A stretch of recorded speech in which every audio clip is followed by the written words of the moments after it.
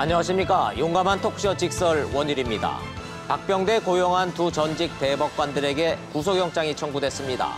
헌정사상 처음입니다. 검찰의 마지막 목표는 양승태 전 대법원장 1명 남았습니다.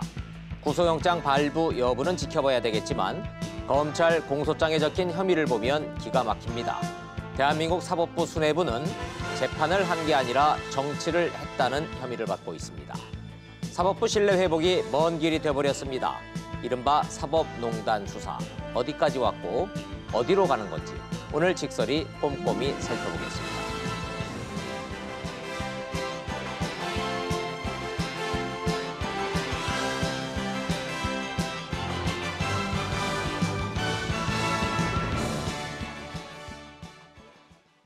함께 이야기해 주실 세 분 소개하겠습니다. 전 국회의원이신 현경병 교수님 나오셨고요. 동국대학교의 김종욱 교수님, 그리고 노영희 변호사님 세 분 나오셨습니다. 어서 오십시오. 네, 안녕하십니까. 안녕하세요. 양승태 대법원장 사법부가 특정 재판을 특정 재판부에 배당했다는 의혹이 제기됐습니다. 이게 뭘 의미하는 건지 정리한 영상 먼저 보시고 토론 시작하겠습니다. 지난 2014년 12월 헌법재판소가 통합진보당에 대해 정당 해산 결정을 내리자 이석기 전 의원 등 5명은 국회의원 지위 확인 소송을 냈습니다.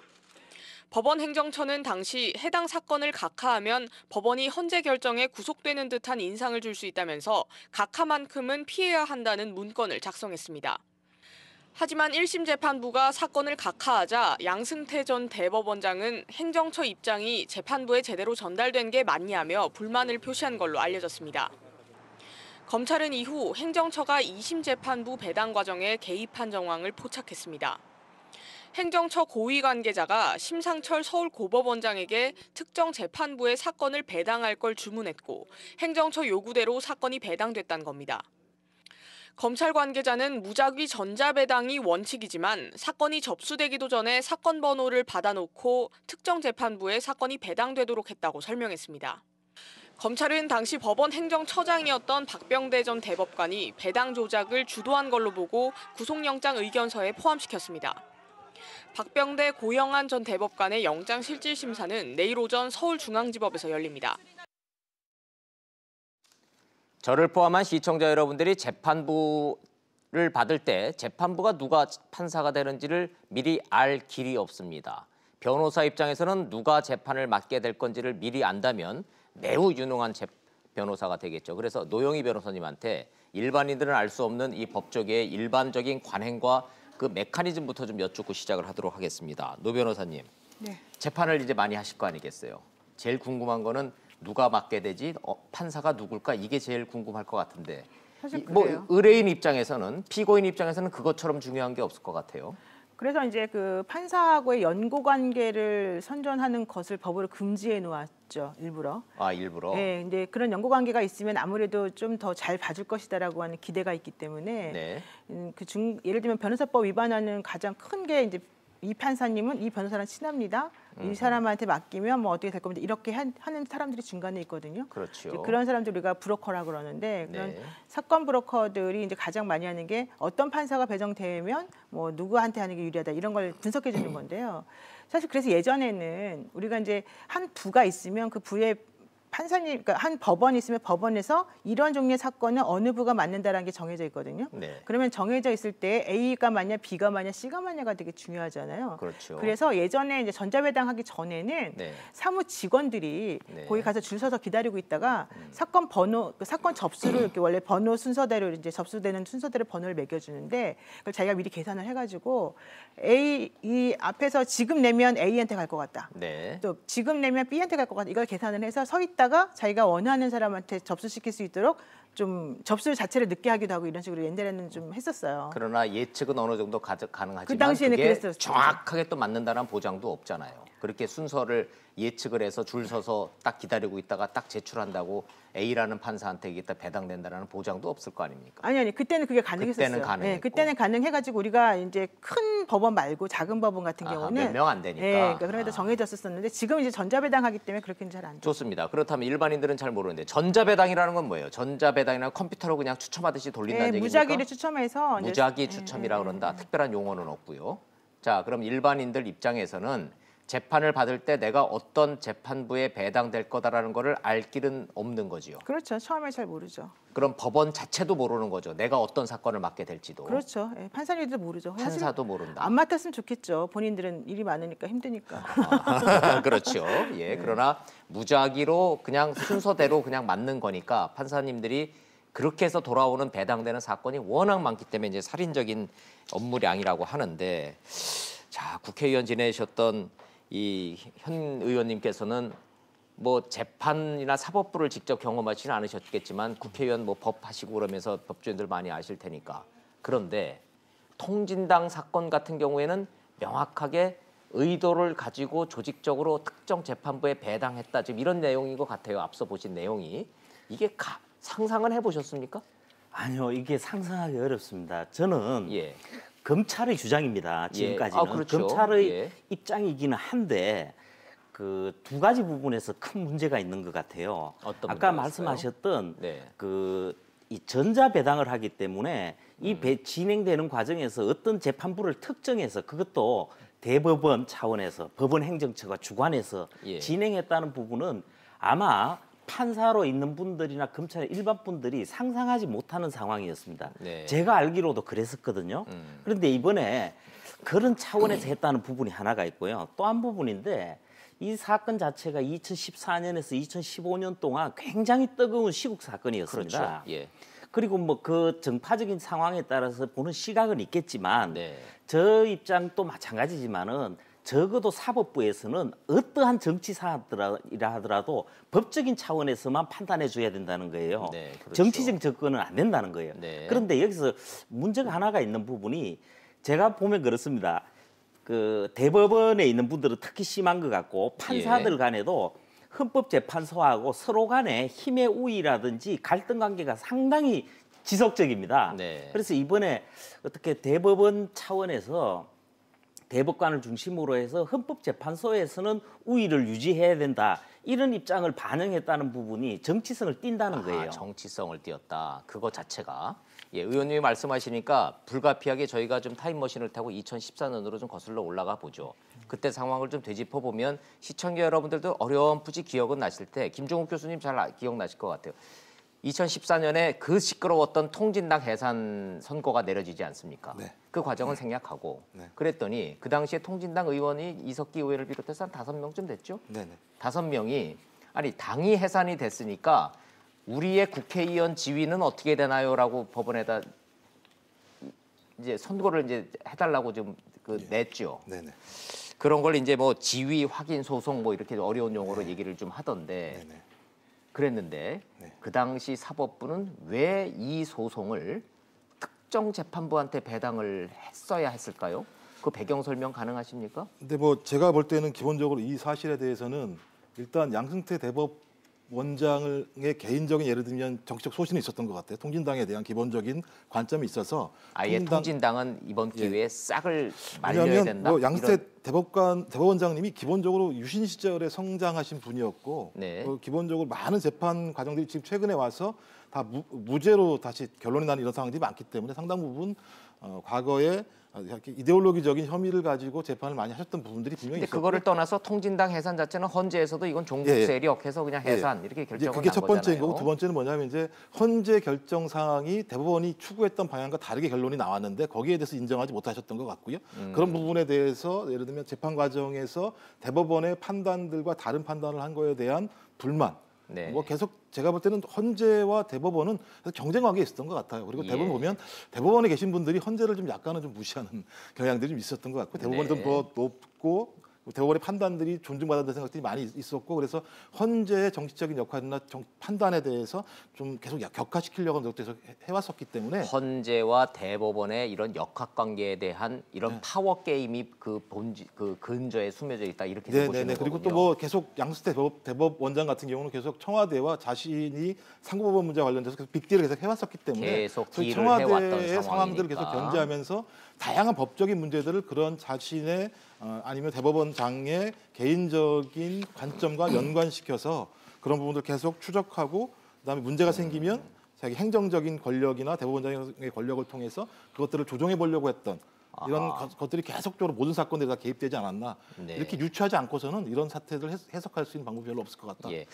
이 시청자 여러분들이 요 부분을 좀 따라오실까 제대로 이해를 하실까 제가 궁금해서 그 당시에 행정법원 1심부터 해서 좀 정리한 표가 있으니까 그걸 보여드리면서 노영희 변호사님한테 시청자들한테 설명을 좀 부탁을 드리겠습니다. 도대체 양승태 당시 대법원장 사법부는 뭐가 불만이었던 겁니까? 자, 행정법원 1심의 이석기 의원을 비롯해서 자, 정당은 해산됐지만 우리 국회의원 지위는 유지하게 해주십시오라는 소송을 냈던 거죠. 네, 그렇습니다. 자, 근데 1심이 어떻게 나온 겁니까, 저게? 각하, 저건 뭘 의미할까요?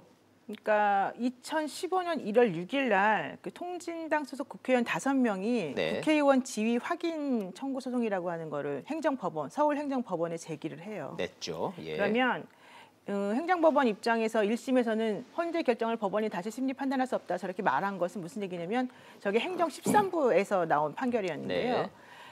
이미 헌법재판소에서 그 실질적으로 이원 정당으로 해산을 시킨 정당에 대한 국회의원의 지위 확인 소송은 네. 우리가 처리할 수 없다는 판결을 한 거예요 지금. 우리가 처리할 수 그러니까 없다. 우리라고 하는 건 법원에서. 법원에서. 그러니까 그건 헌재의 결정이고 예. 그렇기 때문에 우리는 그걸 따라야 되는 것이고 우리가 거기에 대해서 가타부타 말할 수가 없다. 네. 그렇게 되면 대법원 입장에서는 아니 헌재가 우리보다 위에 있다는 거냐. 아하. 그러니까 양승태 전 대법원장 그걸 제일 못마땅하게 제일 여겼습니다. 싫어했던 게 그 말이었죠. 예, 예. 그러니까 대법원 위에 헌재가 있다라고 하는 그런 인식 자체를 인정하시길 싫어하셨죠. 그러니까 법원에서 판결 내린 것에 대해서 헌재가 다시 심판할 수 있느냐도 문제가 항상 되어 왔고 그동안에. 아하, 예. 그다음에 헌재에서 내린 것을 뭐 잘못되었다고 법원이 다시 또 얘기할 수 있냐. 이게 항상 서로 간에 이제 대립되는 네. 각을 가지고서 얘기가 됐었었는데 이 통진당 해산과 관련해서 행정 13부에서 이거는 헌법재판소에서 이미 한번 결정 내렸기 때문에 우리한테 물어보는 건 적절하지 않다라고 각하 결정을 내리니까 1심에서. 1심에서 예. 그러니까 양승태 전 대법원장은 이게 무슨 말도 안 되는 소리냐. 니네는 니네 스스로가 헌법재판소에 예속되겠다는 거냐. 네. 이런 식으로 화를 법원의 냈다는 거고. 의견을 명확하게 밝혀라. 사법부의 그렇죠. 의견을 그건 법원이 내야 되지 헌재하고 그걸 그렇죠. 연기하지 말아라고 생각을 갖고 계셨던 거예요. 거기까지가 이제 그 양승태 전 대법원장 쪽에서 화가 나 있던 지점이었고. 근데 화는 낼 수 있잖아요. 대법원장이 그런 생각 가지는 것 자체가 불법이거나 뭘 잘못된 건 아니지 않습니까? 그렇죠. 그런데 이제 문제는 그 다음이죠. 그래서 어떤 일이 벌어졌나요? 박병대 법원의 이제 행정처장이신 당시 박병대 대법관이 행정처장이셨군요. 네네, 법원 그렇습니다. 행정처장. 네, 그랬을 좋습니다. 때 이분이 이게 당연히 이제 각하가 됐으니까 그 다음 상급심 법원인 이제 고등법원으로 서울 고등법원으로 이심으로 가야죠. 2심으로 올라가게 예. 되거든요. 거기에 대해서 이제 2심에 있는 특정 재판부의 특정 주심을 지명을 합니다. 아하. 그러니까 서울 고등법원장에게 연락을 해서 예. 이 사건에 대해서 행정 6부가 맡을 수 있도록 해달라라고 아하. 얘기를 해요. 그러면서 그래서 실제로 어디로 갔나요, 배당이? 행정 6부로 갔어요. 실제로. 네, 6부로 갔는데 아하. 문제는 해당 그 판사님이 이제 실명 거론하는 건 적절하지 않으니까 네. 판사님이 인사이동에 금방 있었어요. 네. 그래서 그분이 가버렸어요. 음. 그리고 이동원 지금 이제 대법관 하시는 네. 이동원 당시 이제 고법 부장님이 주심을 맡게 됐어요. 그래서 결론은 어떻게 나왔나요, 그때? 그때 당시에는 우리가 할 수 있다. 할 수 있다. 네, 그래서 그렇지만 결론은 당신들의 그 국회의원 지위는 인정해줄 수 없다. 정당이 해산됐으면 국회의원직도 상실, 땅땅땅 그렇죠. 이렇게 그래서 나왔죠. 기각 판결이 났고 아하. 그래서 지금 이게 대법원의 계류 중에 있습니다. 이게 대로 있는 거예요. 어찌 됐든 결과만 놓고 보면 양승태 대법원장이 당시 가지고 있었던 그 불만, 왜 법원이 헌재의 의견을 따라야 되느냐, 주도적으로 능동적으로 판결해라. 이렇게 주문을 했고 그렇게 결론이 났다는 얘기예요. 네, 그렇습니다. 아까 그 화면에서 그 행정법원 2심이라고 했는데 그건 좀 잘못된 행정법원 2심이 아니라 2심은 고등법원, 서울 고등법원이죠. 고등법원 행정육부. 예, 그러니까 그 1심이 행정법원이었으니까 2심은 고등법원으로 네, 갔겠죠. 서울 예, 고등법원. 그거는 이제 저희가 오타가 난 거니까 좀 네. 양해를 좀 부탁드리겠습니다. 자, 현 의원님, 자 이런 메커니즘에 의해서 대법원장이 원하는 대로 배당이 됐고 원하는 결론이 났다. 여기에서 지금 이제 중간에 지금 이제 오늘 다시 본론으로 들어오면은 구속영장이 청구된 박병대 당시 법원 행정처장이 등장하지 않습니까? 뭐 레전드죠. 법조계에서는 레전드죠. 박병대 그러면 예. 그런 분이 이렇게 의도를 가지고 재판부를 이렇게 배정을 일부러 했고 원하는 판결이 나도록 유도를 했다. 이것이 직권남용이다. 이런 맥락인가요? 검찰의 지금 이 공소의 그 내용은? 예, 그런 것 같습니다. 저는 결론부터 미리 말씀드리면은 예. 박병대 전 그때 당시의 법원 행정처 처장은 물론이고 예. 양성태 대법원장이 그 부분에 대해서 최종적인 결정을 했다고 보고 개선 라인에 예. 책임이 있고 공범이다 이렇게 결정을 해서 이번에 진행을 하고 있는 거죠. 이거는 사법부 수뇌부의 조직적인 배당 조작이라고 지금 규정돼 있어요. 공소장에 예, 이렇게 그렇습니다. 보면 네. 개인의 일탈이 아니고 이렇게 돼 있는데 동의하십니까? 기본적으로 이 검찰의 공소 내용에 대해서 저는 기본적으로는 동의하지는 않습니다. 어떻게 보십니까? 시각을. 사실 저는 전반적인 흐름에서 보면은 네. 대법원장으로서 법원 행정처장으로서 또 사법농단 이 사건과 관련해서 네. 가장 처음 구속됐던 임종원 차장에 이르기까지 네. 그 일을 하도록 조직과 기구가 편성이 돼 있고 임무를 맡아서 수행한 거거든요. 네. 제가 볼 때는 상당 부분에서 그 일을 당연히 진행해야 되는 부분인 게 많은 것 같아요. 그래서 나중에 재판이 진행되었을 경우에는 유무죄를 따졌을 때 저는 무죄 쪽으로 무게가 훨씬 더 간다고 봅니다. 아하, 그런데 문제는요. 그래요? 그렇게 아까 보시는군요. 그 앵커님도 예. 말씀하셨지만은 네. 그 사건 배당 부분 있지 않습니까? 네.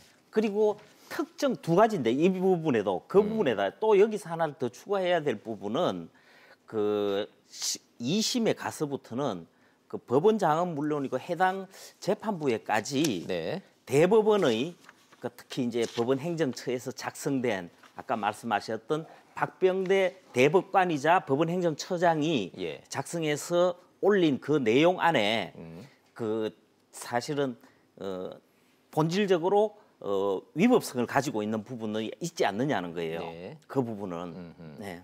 자, 그러면은 의원님 말씀을 정리를 해보면 재판부를 배정을 이렇게 인위적으로 하고 뭔가 부적절한 개입을 하고 한 것 자체는 부적절하고 잘못된 일임은 분명하나 전체적인 큰 틀에서 봤을 때 이 사건의 지금 공소 내용의 핵심인 직권남용 권리 행사 부분은 이거는 또 별개의 문제이기 때문에 법원에 가면은 무죄가 나올 가능성도 있다. 이렇게 정리를 해도 되겠습니까? 그런 시각을 갖고 계신다. 예, 저는 그렇게 아하, 보고 그렇게 보신다. 자, 그럼 시청자 여러분들을 위해서 저희가 좀 두 개로 좀 결을 좀 나눠 보죠. 검찰의 공소 내용하고 이분들이 해왔던 일의 재판부로서 사법부로서의 적절성 여부하고는 좀 분리해서 좀 법적인 부분과 이 그 사법부의 신뢰 부분은 좀 분리해서 좀 여쭤보도록 하죠. 먼저 예, 본질적으로. 논리적으로 따져보면 예. 일단 그 검찰에 대한 신뢰가 없으신 것 같긴 한데 그러니까 예. 검찰 임 전 차장에 대한 공소장에 보면 박 전 대법관이 31차례, 고 전 대법관이 18차례 공범으로 적시된 내용들이 있고요. 있어요. 이제 그 공범으로 내용에 돼 대해서 있어요. 예. 법원 스스로가 그 임 전 차장에게 영장을 발부했기 때문에 거기에 대해서 일정한 예를 들면 법리를 다툴 여지가 분명히 있다라고 법원 스스로 인정한 부분이 분명히 현 있는 김명수 체제의 예. 법원은 그거를 인정하고 지금 예, 인정하고 시작한다라고 있는 거죠. 말씀이신. 그리고 이제 예. 거기에 더해서 검찰은 여하간 임 차장 위에 있었던 두 대법관이 지시한 사항이 있기 때문에 지시의 그 책임이 훨씬 더 크다라고 하는 판단을 가지고 공소장을 제시했는데 만약 그런 논리로 얘기했는데 법원이 다시 한번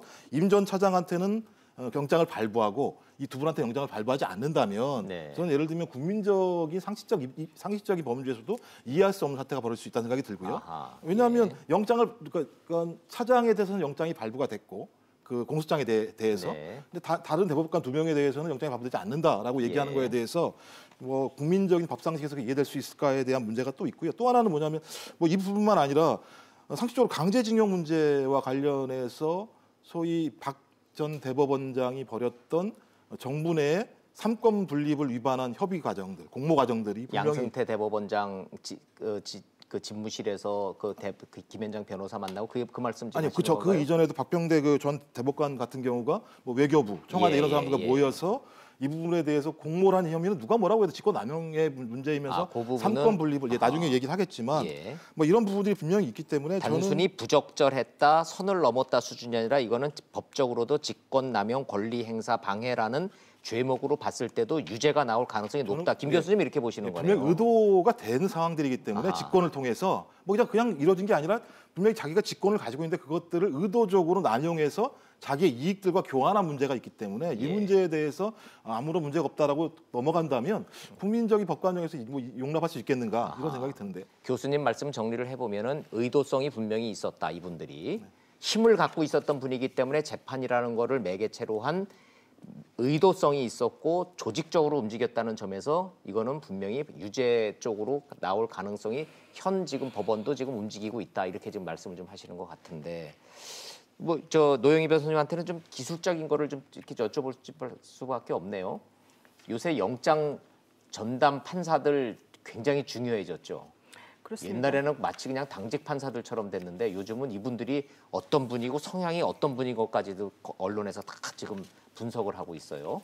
먼저 박병대 전 대법관 같은 경우에 영장실질심사를 맡으신 판사님은 임종원 그 처장도 이분이 구속영장 발부했죠? 네, 그렇습니다. 그러니까 6일 오전 10시 30분에 이제 영장 실질 심사가 두 분에 대해서 다 이루어질 텐데. 동시에 이루어져요? 예, 지금 그럼 따로따로 하는군요. 예, 박병대 전 대법관에 대해서는 임민성 영장 전담 부장판사가 맡게 부장판사, 되고 네. 고영한 전 대법관은 명재건 영장 전담 부장판사가 맡게 됩니다. 명재건 부장판사는 이름이 낯익은데 검사 출신 아니에요? 네, 검사 출신이고요. 그렇죠. 저분이 검사 하시다가 판사로 옮기신 분이죠. 예, 저분이 이제 최초로 그때 그 압수수색 영장을 발부해 주신 분이죠. 그동안 계속해서 그렇군요. 압수수색 영장을 신청했는데 계속 기각되다가 저분이 오시면서 최초로 특히 고영한 전 대법관 자택하고 박병대 전 대법관 자택에 대해서도 압수수색 영장이 발부됐어요. 그동안에 안 나오던 게 나왔어요. 그런데 지금 명재건 부장판사가 지금 고영한 전 대법관에 대해서 영장 실질심사를 한다고 보면 예. 이전에 그러니까 압수수색 영장을 발부해 준 사람이 이번에 또 이 실질심사를 맡게 되는 모양새가 되고요. 그다음에 임민성 부장판사 같은 경우에는 임종원 차장에 대한 구속영장을 발부한 사람인데 이번에 그 박병대 전 대법관에 대해서 영장을 발부할 가능성이 그러면 높지 않겠냐 이렇게 보는 입장도 있어요. 그러니까 법 쪽에서 전체적으로 흐름만 놓고 보면 저 임민성 부장판사, 명재건 부장판사가 그동안에 압수수색 영장 하는 거 보면은 이번에도 구속영장 발부가 가능성이 높지 않을까라는 게 법 쪽의 전반적인 관측이 있다 그런 말씀이시죠? 네, 왜냐하면 명재건 부장판사 같은 경우는 아까 말씀하신 것처럼 이제 검찰 출신이란 말이에요. 예. 그렇기 때문에 지금 검사들이 가지고 있는 시각을 어느 정도는 본인도 기본적으로는 가지고 있을 수 있다는 게 일반적인 생각이고 임민성 부장판사 같은 경우는 임종원 차장에 대한 영장을 발부하리라고 사실 생각을 못했었어요. 내부적으로. 잠깐만요. 그럼 이 대목에서 재판 배당과 마찬가지로 영장 실질 심사도 무작위로 복불복으로 돌리는 겁니까? 근데 원래는 그렇게 돼야 되는데 예. 지금 중앙에 원래는 3분 있었다가 영장 명으로 전담 늘었잖아요. 사건에 대해서 2명이 더 늘어났단 말이에요. 이분들이 네. 9월하고 10월 달에 이제 들어가신 분들인데 저분들에 대해서 원래는 이게 무작위로 돌려야 돼요. 그런데 그동안에 나머지 3분이 사실은 다 연고가 있는 거예요.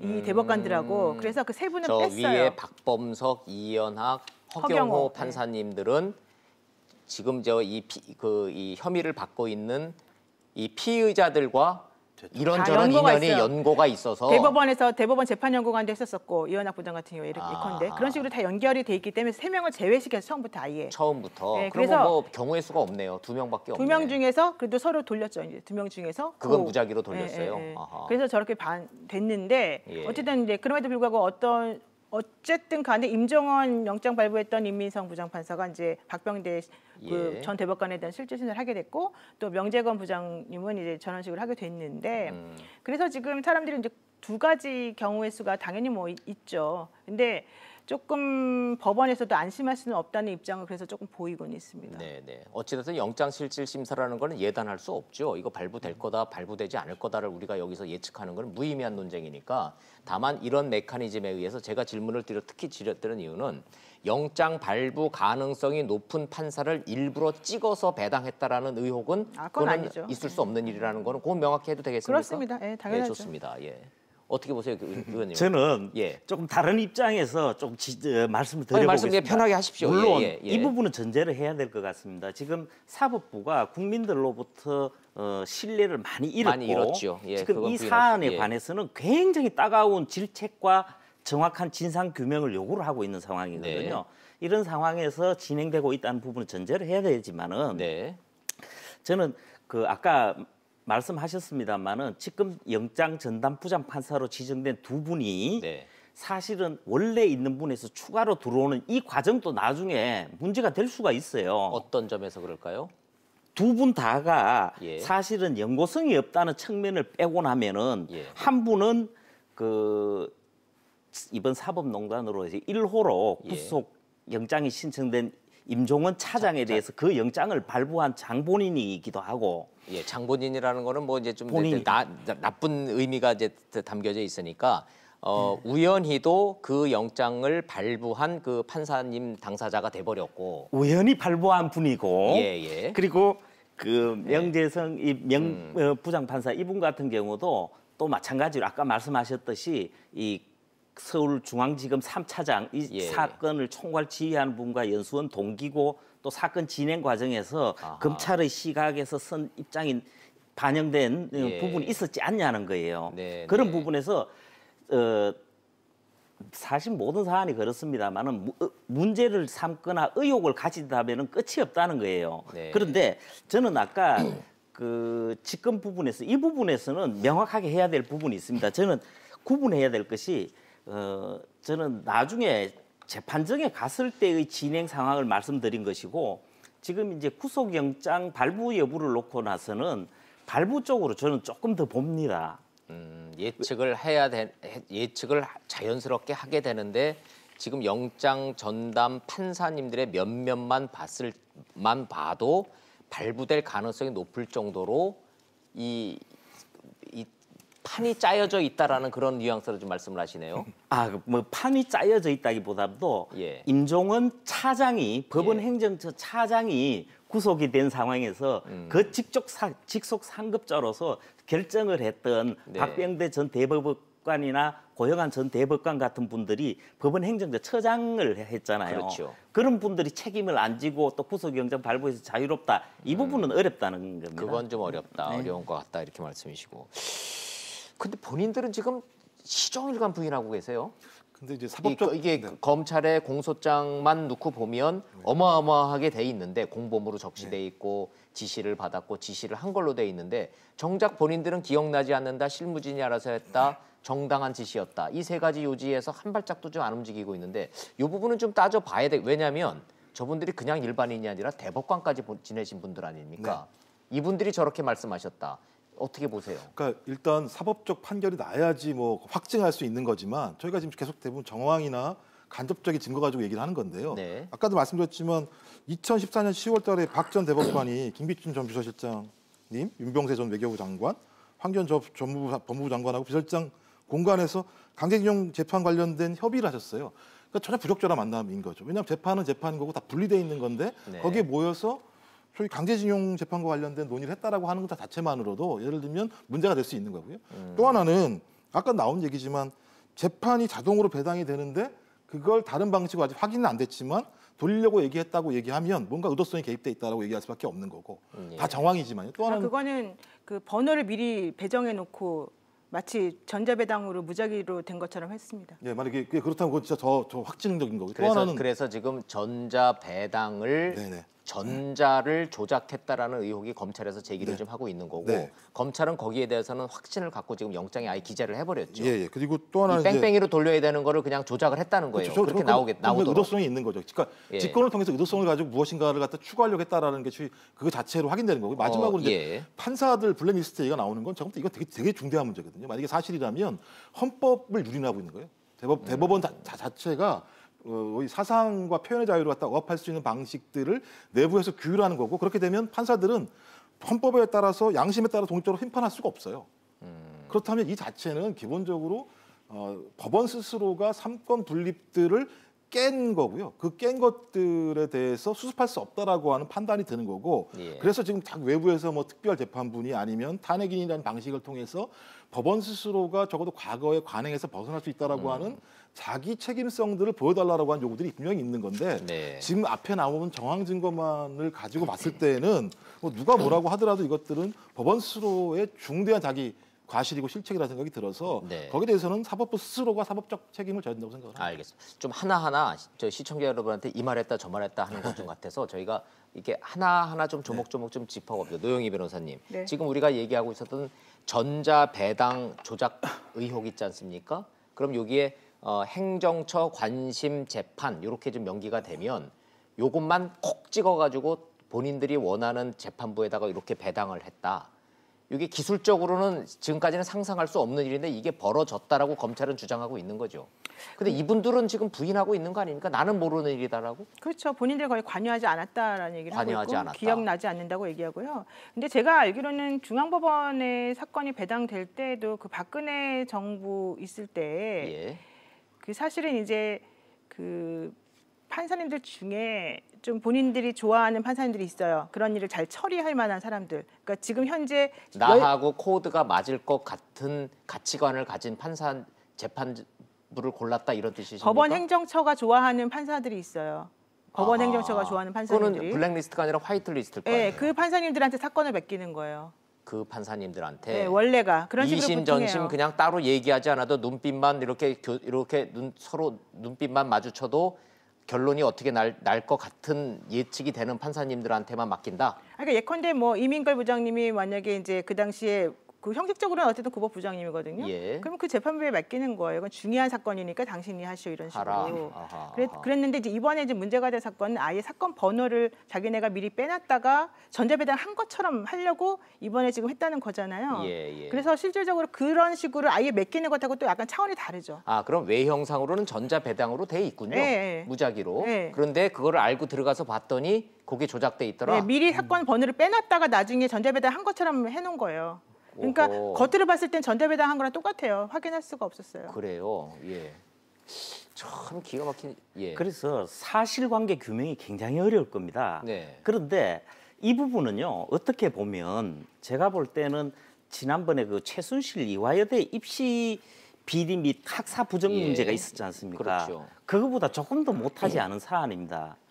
우리나라처럼 한 해에 사법 송사건이 뭐 수백만 건이 넘습니다. 예. 저희가 유독 많은 나라에 속하죠. 예, 예, 합의 송사가. 조정 이런 거 과정을 안 거쳐서 그런 건데 그렇죠. 예. 그러다 보니까 유별나게 많은 상황에서 재판장이 누가 되느냐에 거의 이 표현이 어떻을지 모르죠. 목줄을 다 메고 있단 그렇죠. 말이에요. 그러니까 전관 변호사들이 여전히 근절되지 않고 그러는 게 그거 아니에요. 그리고 제 주변에 판사로서나 검사로서나 이렇게 있는 사람들 중에도 이 배당에 있어서 전자로 하는 부분에서 조작 가능성이 이러면 상상을 할 수 없는 일이었거든요. 법조인들도 그건 상상할 수 없는 일이 벌어진 거군요, 지금. 예, 이게 그렇습니다. 만약에 사실이라면, 물론 전제는 모든 것이 사실이라면이에요. 예. 전제 조건은. 저는 이번 그 전체 사안 자체가 정치적으로 진행되고 있는 부분이 있다는 부분에서는 비판적이지만 하지만 이 조작 배당 문제가 만일 요것만 놓고 보면 요건 변명의 여지가 없다. 적폐 중에 적폐죠. 적폐다. 이 부분은 정확하게 진상 규명이 돼야 됩니다. 예. 다시는 일이 없도록 제도화돼야 될 부분이죠. 에이, 이게 전자 배당을 조작했다? 이거는 정말 좀 이게 사실이라면 이거 재판 과정에서 밝혀지겠지만 이거는 국민들이 보면은 정말로 에이 소리 나올 것 같아요. 한 가지만 좀 더 하고 예. 싶은데 그 아까 뭐 몇 가지 사건 또 이야기 나왔습니다만은 2014년에 있고 15년에 한창 진행 중이고 16년에 진행되는 과정에서 네. 그 원래 헌법에도 나와 있습니다만은 판사는 그 헌법과 법률에 따라서 본인의 양심에 따라서 재판을 하게 돼 있는 그렇죠. 건데 예. 적어도 재판에 관해서는 예.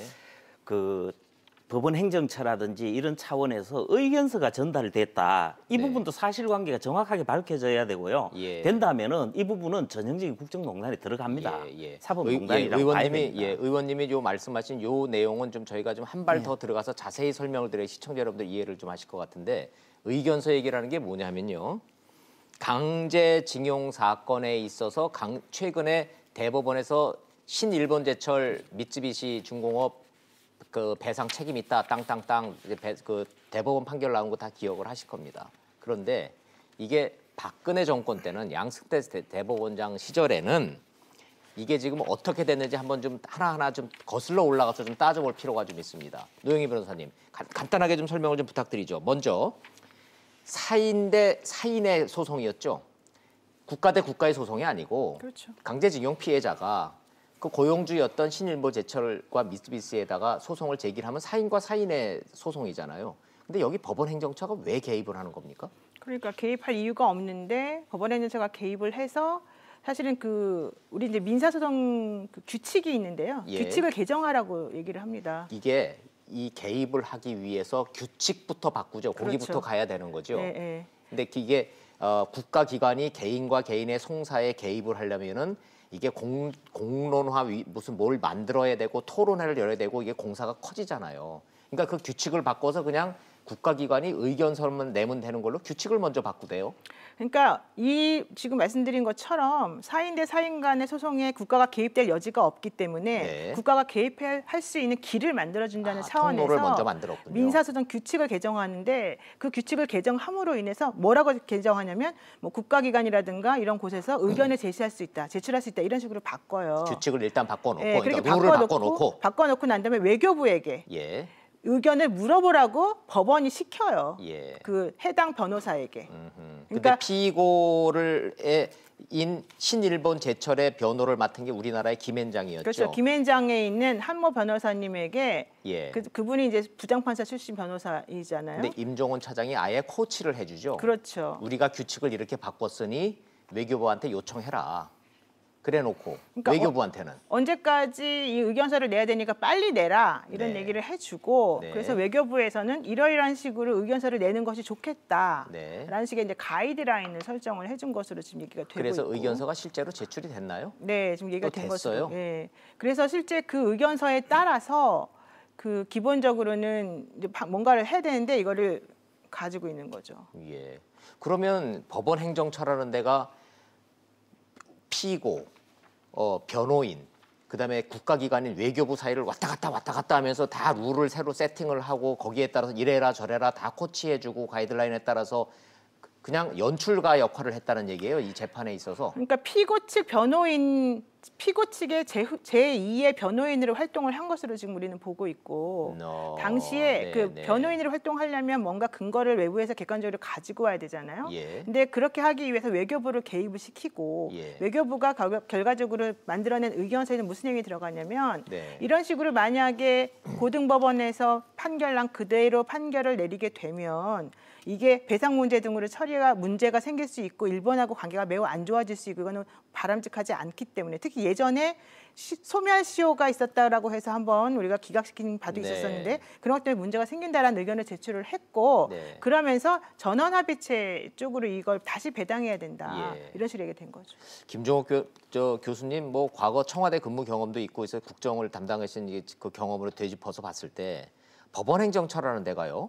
국가기관 사이를 이렇게 왔다 갔다 이렇게 하면서 이래라 저래라 의견서 내라 룰 바꾸고 뭐 변호인들한테 이렇게 막 저 코치해줘서 이거 내고 의견서 내고 이래서 재판에 이걸 정상적인 재판인 것처럼 이렇게 쭉 만들어가는 이 과정을 이렇게 보면은 이게 가능한 얘기입니까? 이게 안 되죠. 안 되는 거죠. 아니 뭐 안 되는 일을 이제 그 어려운 일을 해내신 건데 제 추정은 뭐냐면 예. 아마 그 당시에 오바마 행정부가 아시아 피벗을 해서 아시아 회기를 치면서 한미일 외교의 강화를 얘기했었어요. 그러면서 이제 그것까지 가야 되는군요. 그러니까 미일 관계가 상당히 그 긴밀하게 접합이 되면서 한국이 여기서 동떨어진 거 아닌가 이런 예를 들면 많은 논란들이 있었습니다. 근데 과거사 문제 때문에 박근혜 정권 때는 한국과 일본의 네네. 관계가 껄끄러웠고 예, 예. 오바마 행정부는 어떻게 하든지 한미일 동맹 이 네네. 체제를 유지하기 위해서 한국과 일본이 싸우지 말도록 막 외교적 압박을 가할 때예요. 그때가. 예. 그래서 이제 그런 상황들을 타개하기 위해서 아마 외교부에서 제안을 했을 거고 청와대도 그걸 수용했던 것 같고요. 아하. 수용했고 이제 또 하나는 보면 이제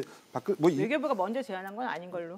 예, 그러니까 이거 상황을 설명했겠죠. 네. 지금 예. 청와대 입장에서는 당연히 이걸 봉합을 해야 되니까, 그러니까 제가 볼 때는 청와대가 거의 이제 구단주처럼 전체적인 상황들을 판단을 하고 거기에 이제 감독과 플레이어로 법원행정처가 뛰고 거기에 이제 팀 닥터나 콥시처럼 이제 법무부나 외교가 붙어가지고 네. 게임을 해서 상대편은 아무런 적이도 없는 그 강제징용 소송하신 그 분들, 예. 그들 14년 동안 소송하면서 네 분이 그 소송을 하셨는데 세 분이 돌아가시고 한 분만 남아 있는 상황까지 예. 가게 만들어놨다라고 얘기하는 건, 그러니까 저는 적어도 그 이후에 또 청와대의 입장에서 위안부 합의 등을 한 걸 보면 청와대가 소위 국격과 역사라고 하는 관점보다는 대통령과 소위 관계, 예. 외교적인 관계만을 너무나 중시했고 거기에 소위 대법원장은 상고법원을 비롯한 자기의 정치적인 신념들이 결합돼서 나타나. 그러니까 자기의 정치적 신념과 외교부의 외교적 생각 때문에 모든 삼권 분립의 민주주의적인 법칙과 원칙들을 다 깨버리는 방식으로 네, 네.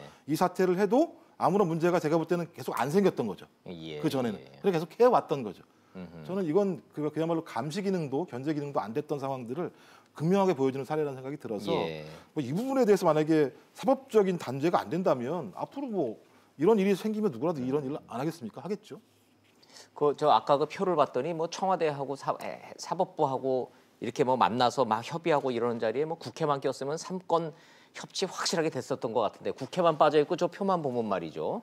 법원행정처, 청와대, 외교부, 김앤장까지 저렇게 돼서 저렇게 협의가 되고 있는데 소송을 낸 당사자는 이게 잘 될 기라고 법원만 쳐다보고 있었다고 생각해보면 기가 막히긴 합니다, 좀. 일반적인 사안 같으면 청와대를 중심으로 해서 국회도 마찬가지입니다만은 예. 많은 이해관계자라든지 당사자와 대화와 협력, 무슨 소통 이런 부분에 대해서 뭐라 할 건 없겠죠. 그런데 이 부분이 예. 그 앞에서 설명을 저건 하셨지만은 소통이라고 보기는 예. 전혀 아니죠. 이 그렇죠. 부분은 예. 재판 사안을 놓고 당사자들은 일생 동안 그 90대가 넘어서 고령에 그렇죠. 예, 예. 그 본인의 명예와 또 그의 과거에 있었던 부분에 대한 상처에 대한 보상을 요구하고 있는 부분인데 그 부분을 정치적으로 해석하고 있는 부분은 잘못된 거죠. 그리고 그렇죠. 이 진행 과정을 보면 청와대하고 외교부하고 김앤장이라는 존재를 빼놓을 수가 없는데 네. 전부 당사자입니다. 그때 당시에 그렇죠. 예. 당사자들이 특히 김기춘 비서실장 때가 문제가 되는데 이수비라 그래서 무슨 청와대에서 각종 회의에 대해서 약자로 줄여서 대책 회의들이 여러 가지가 있습니다. 뭐 대수비라든지 뭐 등등 해서 대수비, 소수비, 뭐 소수비 그랬죠. 이런 차원에 예. 그래서 이 부분도 몇 사람만 예. 많아야 4-5명이 모인 걸로 확인이 되고 있습니다만 모여가지고 이 강제징용 부분을 예. 협의를 했다. 이 부분이 검찰의 주장이거든요. 그렇죠. 그런데 이 부분도 사실은 입증이 된다면 예. 비판의 소지가 아주 높다고 봐야 되겠죠. 법률적으로 지금 여기에 관련됐던 임종원 차장, 그다음 박병대 대법관, 양승태 전 대법원장들은 본인들의 지금까지 나온 주장을 정리해 보면 노 변호사님 뭐로 해결? 우리는 관여하지 않았답니까? 그러나 거기 회의에 기억이 안 난다고요. 기억이 안 난다예요. 그럼- 회의에 참석한 것 자체는 팩트 아닙니까? 그렇죠. 근데 이제 어쨌든 기억이 안 난다고 얘기를 지금 하면서 부인하고 있고, 부인하고 있군요. 그래서 곽병훈 전 법무비서관이 있어요. 예. 그분이 청와대에 근무했던 비서관인데 그분이 사실은 진술을 많이 한 것으로 지금 얘기되고 있어요. 그렇군요. 예.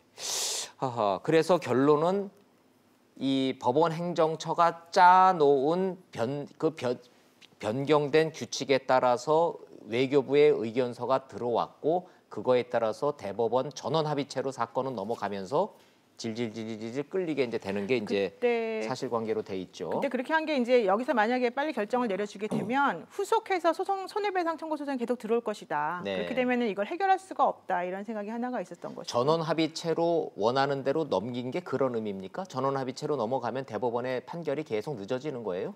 일단은 13명이 전부 다 모여가지고 회의를 해서 해야 되니까. 이거 해야 되니까 그런 게 있고 또 하나는 네. 중요한 거는 다수결 원칙이 이제 적용을 사실은 저런 데서 적용을 될 수 있는데 아하. 소부 같은 경우에는 3명 정도가 이제 판사님들이 모여서 이름을 올리고 예. 그 중에서 사실은 주심 판사님 1명이 다 거의 대부분 정권을 휘둘러서 해요. 예. 그런데 저 사건은 이미 파기환송 됐던 것을 그대로 취지대로 했기 때문에 그냥 하면 되는 건데 여러 명이 있는 곳으로 넘긴다는 것은 네.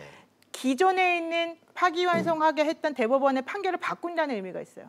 그렇군요. 그러니까 대법원에서 판결을 했기 때문에 파기환송이 돼갖고 다시 올라온 거잖아요. 네. 그걸 바꿔줘야지 안 그러면 마음대로 할 수가 없어요. 그렇죠. 그래서 전원합의체를 넘긴 거예요, 일부러. 아하. 그래서 지금까지 이제 정리가 된 것이고 지금 그런 식으로 따지게 되면은 사실은 전원합의체를 넘기게 되는 것이 가지는 중요성이 얼마나 있는지를 지금 네. 일반 국민들이 잘 모를 수가 있지만 예. 저 때는 저렇게 해야지만 사실 이걸 바꿀 수 있으니까 한 아하. 거죠. 미루어 짐작컨대 청와대에 모여서 법원과 청와대와 외교부가 모여서 그런 걸 논의를 할 때는 국익을 위해서 이거를 어떻게 처리해야 될까라는 국익이라는 전제 아래 모였었겠죠. 그런데 이거를 봤더니 이게 사법농단으로 이렇게 흘러간다라는 거에 대해서는 본인들이 기억이 나지 않는다? 이제 이 부분이 이제 좀 재판에서 좀 가려야 될 아니죠. 근데 부분이에요. 그게 의미가 없는 게 지금 압수수색을 했거든요. 김앤장 예. 사무실을. 그래서 이제 한모 그 부장판사 그러니까 출신 변호사하고 곽병훈 변호사의 사무실을 압수수색해서 이미 많은 자료를 확보했다는 게 지금 검찰의 입장이에요. 그렇죠. 그 내용이 이제 그거 좀 여쭤보려고 그러는데 요거 좀 세 분하고 좀 얘기 좀 나눠보겠습니다. 김앤장 얘기가 나온 김에 김앤장이 외교부에다가 의견서를 내도록 룰을 바꿨다고 아까 이제 노 변호사님 말씀을 하셨잖아요. 그래서 그 의견서라는 걸 갖고 왔더니 임종원 전 차장께서 요거를 데스킹을 봐가지고요. 의견서를 촉구서로 바꿔라. 그래서 촉구서로 이름이 또 바뀌대요. 그 여기다 이렇게 빨간 펜으로 이렇게 다 고쳐주시고 그대로 그냥 넘어가고 외교부는 또 그대로 좀 넘어오고 가장 결정적으로 김앤장 변호사들이 최소한 3차례 양승태 전 대법원장 집무실에서 대법원장을 만났다. 이건 어떻게 봐야 됩니까? 의원님 이 얘기 딱 들으셨을 때 어떤 생각 드셨어요? 저는 그 법적으로는 예. 분명히 해야 되는 것이 부적절합니다.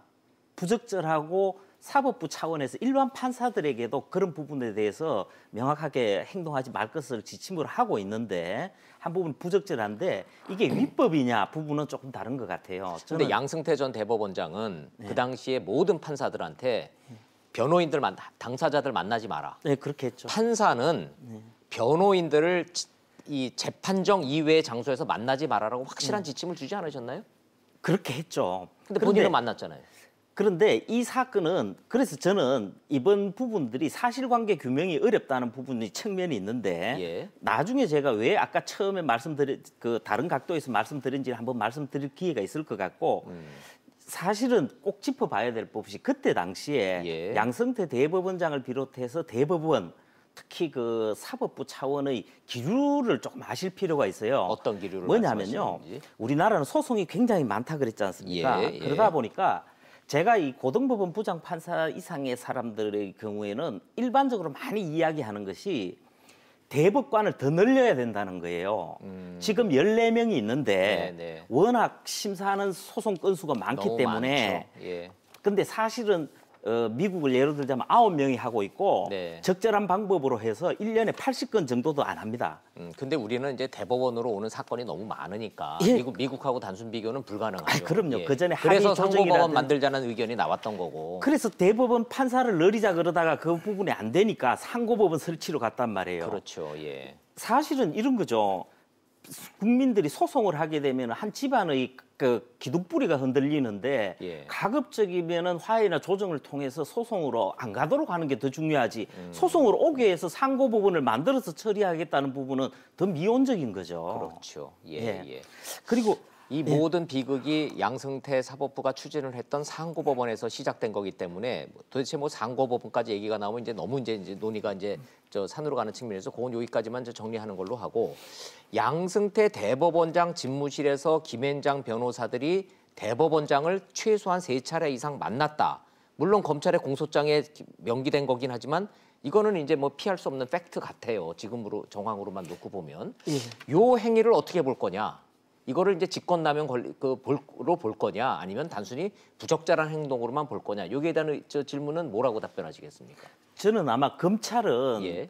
그 권리행사방해 직권남용죄로 해서 지금 주 사안으로 진행을 하겠지만은 예. 아까도 그건 좀 말씀드렸듯이 과하다는 측면이 부적- 있습니까?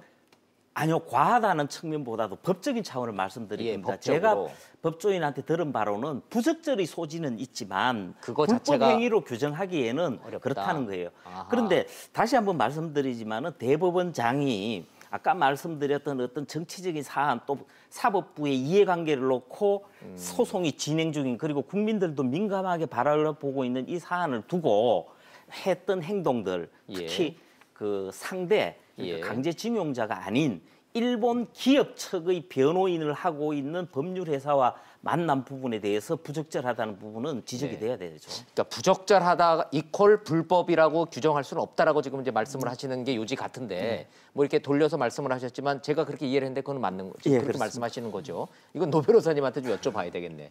노 변호사님 대법원장 집무실 들어가 보신 적 있으세요? 아유, 저는 없죠. 변호인이 판사님 집무실에 들어가는 일이 있습니까? 뭐 당연히 이제 있을 수 있죠. 근데 지금 저런 식으로 들어가진 않죠. 우리가 들어갈 이제 수도 있어요? 요새 들어오라 그래요?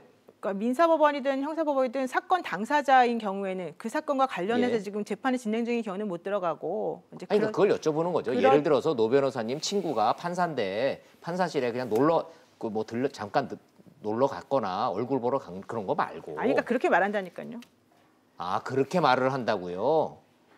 근데 이번 경우에는 그 신일몰 제철의 소송을 맡은 피고 측 대리인 김앤장의 담당 변호사가 대법원장 집무실을 들어간 거 아닙니까 지금? 그러니까요. 대법원장이 근데 그냥 저기 차 마시러 가고 뭐 그렇게 얘기하겠죠, 당연히. 안녕하세요 하러 갔다고요? 선후배 관계 뭐 이렇게 중요한 거는 뭐냐면은요. 이게 권리 행사, 그러니까 직권남용 권리 행사 방해가 되기 위해서는 네. 해당 행위가 그 사람의 직권 범위 내에 들어가 있어야 되는 거예요. 그 그렇죠. 예컨대 예. 법원 행정처든 뭐 대법원장이든 네. 그 사람이 판결을 내리는 거는 본인의 직무권한 범위 내잖아요. 네. 예컨대. 그런데 내가 누구를 만난다는 것이 직무권한입니까? 아, 그건 또 법적으로는 또 복잡하네요. 법적으로 또. 그래서 이게 어찌 문제가 보면 생길 말장난 수- 같기도 하고 어찌 보면은 본질적으로 좀 따져볼 것 같기도 하고 좀 애매하다라는 그래서 말씀이시네요. 지금 판사들이 이 사법연단 관련 판사들이 계속해서 지금 모르쇠로 일관하는 이유 중에 하나가 예. 이거 법원에 가면 직권남용 인정 안 될 거다. 지금 그렇게 보는 그렇군요. 겁니다 지금.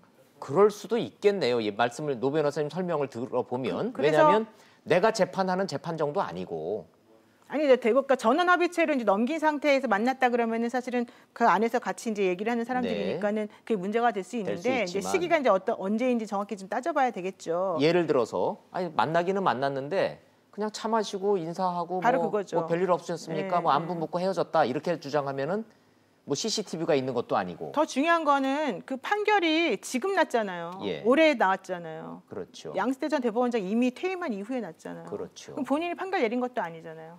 그러네요. 그거를 뭐라고 얘기하겠습니까? 그거를 직권남용으로 그러니까 의원님 말씀하고 노 변호사님의 법률적 법조인으로서의 시각하고가 그 부분이 좀 일맥상통하는 부분이 좀 있네요.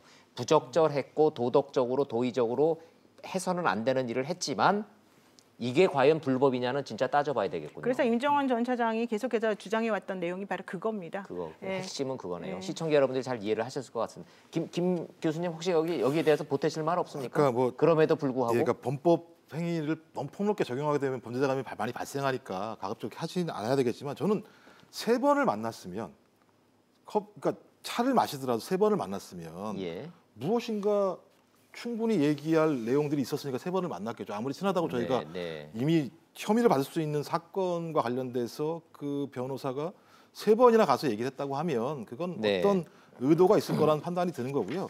또 하나는 참 역사적으로 재밌는 건데 양승태 대법관이 존경하는 인물이 태프트라는 인물이라고 그래요. 그러니까 옛날 대법원장도 하고 그다음에 저기 미국에요. 대통령도 하신 분인데 네. 이제 이분이 이제 상고법원 같은 걸 만드신 거죠. 이제 미국 내에서. 근데 이분이 또 뭐라 그러냐면 태프트 가스라 미락을 하신 분이기도 해요. 그러니까 전 그래서 야, 가스다. 역사가 데자뷰도 예. 아니고 이렇게 오는 사실을 보면서 그러니까 한 사람의 잘못된 역사관과 자기의 신념이 결합되면 저렇게 다양한 방식의 범법 행위들, 아직 범법으로 확정된 건 아니지만 네. 그런 혐의를 받을 만한 행동들을 하는 것도 할 수 있구나, 진행할 수 있구나라고 하는 것들을 이번에 본 것 같아서 좀 답답한 마음입니다. 그러네요. 예. 아이고 참 이거 뭐 해도 끝도 없는 얘기기는 합니다만은 결국은 양승태 대법원장까지 사법 처리를 하겠다라는 게 검찰의 확고한 의지로 좀 보여지는 상황이기 때문에 요 대목은 재판 과정에서 어떻게 정리되는지 좀 냉정하게 감정 빼고 정말 냉정하게 법적인 다툼에 대해서는 시청자 여러분들, 국민 여러분들과 함께 한번 지켜보도록 좀 하겠습니다. 한 가지만 이거 시간이 많이 가서 좀 이거 중요해서 여쭤보겠습니다. 법원 내부에서요 소장 판사들이 어찌 됐든 이거 사법 판단 기다리기 전에 여기에 연루됐던 우리 판사들 선배들 탄핵부터 하자 이렇게 지금 나왔잖아요. 그랬더니 대법원에서는 이건 법적 효력 없다고 또 국회에서 또 할 일 아니라는 거고 소장 판사들은 국회로 또 좀 국회의원 경험 있으신 현 의원님께서는 법관 탄핵에 대한 의견 개인적으로 어떻게 갖고 계십니까? 정말 없어야 할 일이고요. 지금 이번 아니 그러나 그건 국회의 권한 아닙니까? 문제 있다고 판단되는 법관을 탄핵할 수 있는 유일한 기구는 국회 아닙니까? 예. 국회에서 의결을 하면 최종적인 판단은 헌법재판소에서 또 합니다. 그렇죠. 대통령 탄핵하고 똑같죠. 예. 하게 되는 것이고 국회 차원에서는 법원에서 그 부분이 적어도 국가 전체의 이익을 훼손하는 거에서 명백한 차원의 중대 사안이라야 되는데 그리고 지금 이 사안에서는 이 문제 같은 경우에는 사법부에서 네. 일부 판사들에 의해서 먼저 촉구가 왔다. 이 부분에서는 부장 판사 한 분이 주장하셨지만은 네네. 이 부분이 국회가 필요하면 국회에서 판단하고 진행해야 될 부분인데 네. 탄핵하라고 의결 촉구안을 한 것 자체가 삼권 분립 위배된다는 거예요. 아 그래요. 네. 국회가 결정을 해서 국회가 탄핵을 해야 된다 말아야 된다를 결정해야 될 문제를 당사자인 판사들의 일부가 탄핵해 주세요라고 의견서 보냈다는 것이 법적 효력 없다. 국회도 그렇게 본다는 말씀이신가요? 국회에서는 지금 그 차원보다는 예. 다수 정당이나 많은 의원 수로는 많은 분들이 이 부분이 사법농단이란 게 일단은 재판 결과를 보자입니다. 전반적인 기준은. 예. 유죄로 가고 명확해진다면 네. 탄핵할 수 있다라는 입장이고 아하. 자유한국당만이 그 자체에 대해서 특별재판부와 더불어서 이 부분에 대해서 더 비판적인 시각이 강하죠. 예. 사법부의 그 정치적 중립성은 너무 흔든다고 보는 것 네. 같아요. 노 변호사님 보시기에 요새 이 판사들 기류는요 완전히 두동강 나가지고 이 소장 판사와 이른바 저 중견 판사들하고 이제 완전히 이렇게 반반 나뉜 것 같은데 기류가 어느 쪽으로 지금 기울고 있습니까? 보시기에는 뭐 특별히 기우는 것 같지 않고 좀 팽팽한 것 같아요. 여전히 싸워요 그거 가지고. 근데- 그러면 여전히 소장 판사들은 탄핵해야 된다라는 분위기입니까? 그러긴 한데 또 사실 이분들도 결국 판사이기 때문에 뭐 무조건 예. 이분들이 탄핵해야 된다라고 또 계속 주장할 수는 없어요. 이제 아, 그런 그건 또 식으로 아니고. 하게 되면은 또 본인들도 나중에 거치나 이런 것들이 문제될 수 있기 때문에. 그러면 그 키를 쥐고 있는 김명수 현 대법원장은 이 소장 판사들 일부의 의견이지만 이런 의견에 대해서는 어떤 생각을 갖고 갔다고 해석을 하십니까? 근데 원래 김명수 대법원장이 처음에 대법원장 되면서 뭐라고 얘기했냐면 이 전국법관 대표회의라고 하는 예. 이곳의 의견이나 이런 것들 당연히 법적인 건 아니지만 이거는 엄청나게 잘 듣고 예. 그것에 대해서 좀 적극적으로 동의해서 잘 추진될 수 있게끔 하겠다고 원래 처음에 말을 했었단 말이죠. 그래서 법관 대표 회의에서 그 110 몇 명이 이제 모여가지고 이번에 그 탄핵 관련된 의결을 했던 것이고 네.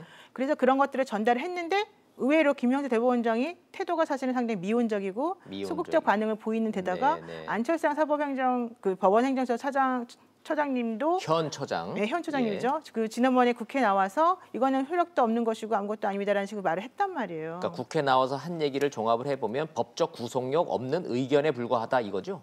네, 근데 그런 의견을 법원행정처 처장이 대법원장의 의중 없이 혼자 마음대로 할 수는 없기 때문에 네. 결론적으로는 현재 김명수 대법원장이 지키고 있는 침묵의 의미도 그것과 같을 것이다. 그러면 예전에 본인이 이렇게 하겠다라고 얘기했던 것하고 지금 완전히 달라져 있고 네. 이런 것들을 우리가 어떻게 해석해야 될 것이냐 이 문제가 또 나온다는 거죠. 그럼 결론적으로 보면은 김 교수님, 네. 국민들 입장에서 봤을 때는 소장 판사들이 이런 연루됐던 판사들, 선배 판사들 탄핵하자라고 의견은 있었지만 그렇게 탄핵으로 이어지지는 않을 것 같구나라고 국민들이 이해해도 현재 흐름은 정확할까요? 아니 그건 뭐 그 판사들 내부의 문제인 것 같고요. 이 권한은 국회에 있는 거니까요. 국회에서 판단을 해서 3분의 1 예. 이상이 그거 발의를 하게 되면 근데 국회 요새 싸우느라고 정신없어서 여기에 관심 없는 것 같아요. 관심을 가져야 되는 거죠. 이 문제가 굉장히 중대한 문제니까요. 왜냐하면 삼권 분립이 파괴되게 되면 국민이 위협을 받기 때문에 예. 국회는 그걸 지켜야 되는 거죠. 기본적으로. 그 사실이라면 그러면 그렇게 하면 나중에 헌재에서 판결을 내리면 되는 거고요. 예. 또 하나는 김명수 대법원장이 말씀하신 그 만드신 사법발전위원회에서 분명히 판사회에 대해서 자문기관이나 심의의결기구로 만들어라. 네. 그래서 좀 유계적이지 않고 민주적인 수평적 구조를 만들어라고 이미 제안을 했고요. 다시 한번 촉구한 거죠. 그리고 2월에 만들어서 7월에 안이 나왔는데 아직까지도 결정을 못 하시고 있는 상황. 전 제가 볼 때는 지금 김명수 대법원장이 이 부분에 대해서 소위 오히려 내부를 너무 좀 신경을 쓰시는 거 아닌가 이런 생각이 들고요. 네. 그래서 제가 볼 때 앞으로 법관징계위원회에서 징계를 하겠죠. 저는 그게 하나의 잣대일 것 같아요. 대법원이 어떤 판단을 할 것인지에 대해 잣대일 것 같고요. 네. 그 잣대를 하나로 하고 또 하나는 국회에서 이 부분에 대해서 산액 소출하고요. 헌재에 대해 얘기를 들어서 예. 뭐 미국도 지금까지 뭐 많지는 않지만 재판관에 대해서 탄핵 다 한 사례들 예. 분명히 있고요. 거기 핵심은 직권 남용이라고 하는 부분들이 분명히 근데, 들어있기 예, 때문에 근데 예. 지금 뭐- 현재 지금 보세요. 사상 초유로 전직 대법관들에 대한 영장 실질 심사가 지금 이루어지고 있는 중이고 13명 그 사람들에 대해서 사법농단 관련자들에 대해서 징계 또 해야 징계를 되죠. 한다고 지금 해서 예. 12월 안으로 다 결정한다는 거예요. 네. 지금 2차까지 심의가 이루어졌고 어느 정도는 끝났지만 몇 명 좀 미진한 부분이 있어서 한 번 더 해서 12월 네. 안으로 정리하겠다는 게 이제 입장인데 그러면은 법원 입장에서 봤을 때는 이보다 더 치욕이 없는 거예요. 이 상황 자체가. 그런데 여기에다가 우리 판사들을 스스로 탄핵해달라고 국회에다 요청한다? 상식적으로 사실은 있을 수가 없는 일인데다가 현재 상황은 그렇다. 대법원장은 새가 없어요. 그 대법원 내에서. 네. 그렇기 네. 때문에 혼자 아무것도 할 수가 없어요. 현재로서. 그렇군요. 그리고 정작 국회는 지금 뭐 국회 그 마당에다가 천막 쳐놓고 연동형 비례대표제 하자고 야3당이 지금 그 농성 선거만 중이기 가지고 때문에 얘기해요, 선거구제가 지금 정신들이 팔려서 이 법관 탄핵에 대해서는 큰 관심들을 갖고 있는 것 같지는 않아요. 예산안 심사도 안 했잖아요. 예산도 지금 문제가 되는. 그러나 이제 마지막으로 요거는 하나 좀 짚고 가야 되겠습니다. 마지막으로. 그 이른바 그 지금 연루돼 있는 옷 벗고 나가신 분들은 이제 검찰 수사를 받고 있는데 현직에 계신 분들은 지금 징계 대상이기도 하고 탄핵 의혹 대상이기도 하고 이렇게 되는데 이분들에 대해서는 지금 어떻게 해야 된다고 보십니까? 대법원에서 지금 13명이라는 얘기도 있고 15명이라는 얘기도 있는데 숫자가 중요한 게 아니고 이 부분에 대한 대법원의 징계 해야 된다고 보세요? 아니면 이 사법적 판단이 결론 날 때까지 연기돼야 된다고 보십니까? 사실은 뭐 그 사법농단 차원에서 대법관이 대상자가 10명입니다. 10명. 예. 10명이고 또 뭐 그 사안에 따라서 더 늘어날 수도 있겠습니다만은 이런 사안 자체가 불행한 것인데 지금 말씀하신 차원에서 정치적으로 해결할 부분이라는 부분에서는 저는 국회에서 하는 거를 그렇게 바람직하게 보지는 않습니다. 바람직하지 않다. 사실은요. 네. 그 위법 판사에 대해서 사법 절차나 특히 내부적으로 징계 절차를 통해서 그에 준하는 효과를 거두는 것이 가장 바람직하고 아하. 예. 그런데 내부 징계가 정답이라고 의원님은 내부 보시는 징계가 거네요. 정직 1개월이 최고예요. 예. 정직 1개월. 그 부분을 기대하기 어렵다는 거예요. 그런데 예, 뭔가 이렇게 근본적인 이 구조적 개혁으로 가기에는 징계 수위가 원천적으로 너무 낮군요. 그래서 대법원이. 탄핵을 제가- 얘기 나온 거죠. 예. 요 이야기 조금 드려도 되겠습니까? 네, 짧게 부탁드리겠습니다. 예. 사실은요, 이 부분은 있단 말이에요. 처음 시작될 때에 사법부의 적폐를 놓고 예. 블랙리스트에서 시작했단 말이에요. 네. 근데 블랙리스트가 없다 그러니까 나중에 이제 상고부분 놓고 재판 거래하다가 검찰이 별건 수사를 하면서 나온 사안들이거든요. 네, 네. 그래서 지금 물으신 걸로 하면 이번 그 대법원장이다 법원행정처장도 털면 그럼 어떻게 되는 건가요? 현 체제도 나중에 문제가 될 소지가 좀 있다. 얼마든지 문제를 삼으려면 너무 위험한 네, 네. 발언을 하신 것 같은데. 아니 이게 이 모든 이 사안을 적폐청산과 어떤 정치보복 프레임으로 가서 여야의 대결 구도로 가면은 이제 논의가 이제 결이 완전히 달라지는 문제이기 때문에 그거는 별개의 문제로 좀 하는 걸로 하고요. 제가 지금 시청자들이 궁금해하시는 이 연루된 이 현직 판사들에 대한 탄핵과 징계는 어떻게 되나 이제 요거를 여쭤본 건데 다시 확인을 하자면은 징계 해봐야 그건 한 달짜리밖에 안 된다는 네, 정직 거죠. 1개월밖에 안 되고 그래서 실효가 없다. 그래서 탄핵을 얘기하는 거고 지금 현재 문제가 되는 게 고등법원 부장급이 4명, 네. 그다음에 지방법원 부장급이 7명, 그다음에 평판사 2명에서 13명이 지금 있어요. 아까 말씀하신 전직 대법관은 별개로 지금 치고 예, 여기 예. 들어가 있지도 않고요. 그렇죠. 이들은 이미 재판에서 배제가 된 상태이긴 하지만은 어쨌든 간에 월급 받으면서 지금 현재 근무는 하고 있단 말이죠. 근데 이분들에 대해서 할 수 있는 게 정직 1개월밖에 없기 때문에 탄핵으로 가자는 게 바로 지난번 법관 대표에서 나왔던 얘기였는데 네. 거기에 대해서 또 다시 절차가 잘못되었다 네, 이러면 안 네. 된다는 얘기 나오는 거죠. 안 될 것 같다. 뭐 그래서 국회로 넘어가서 탄핵은 현실적으로는 좀 어려울 것 같다. 이런 전망이시고 김 교수님 마지막으로 좀 말씀 부탁드리겠습니다. 참 마속해야 된다고 저는 생각을 합니다. 왜냐하면 국민적 공분이나 그 상식적 법관정을 왜냐하면 원초적으로 법원이 3건을 갖다가 위반해서 벌어진 사태에 대해서 그걸 바로잡으려고 하는데 바로잡는 것이 3건 분립에 어긋난다라고 얘기를 한다면 네. 어떤 사람들이 법의 논리나 윤리에 따르겠습니까? 사법부의 스스로의 성찰과 반성이 부족하다고 지금 보시는 예, 거예요. 그래서 저는 예. 스스로 할 수 없는 것이라고 한다면 외부를 통해서라도 한번 제대로 수술을 해야 된다. 안 그렇고 네네. 그냥 상황과 조건에 따라서 가게 되면 이런 일이 또 반복적으로 벌어질 수밖에 없다는 생각이 들어서 예. 이번 하는 김에 제가 볼 때는 확실하게 이 문제에 대한 매듭을 짓는 네, 것이 오히려 사법부의 미래를 위해서 더 좋은 거라 저는 이 네. 생각이 듭니다. 네. 인간이 하는 일을 인간이 판정을 내릴 수 있는 그 신탁의 권리를 부여받은 판사들이 마지막 보루로서 법과 양심에 따라서 재판을 한다라는 국민적 신뢰를 받고 있었는데 그것이 무너진 현상에 대해서 오늘 1시간 동안 토론을 좀 해봤습니다. 결론을 내기에는 시간이 너무 짧았고 앞으로 재판 과정을 통해서 이 모든 법적 판단이 어떻게 되는지 중간중간 점검해가면서 시청자 여러분과 함께 잘 지켜보도록 하겠습니다. 오늘 현 의원님, 노 변호사님, 김 교수님 너무 감사합니다. 잘 들었습니다. 고맙습니다.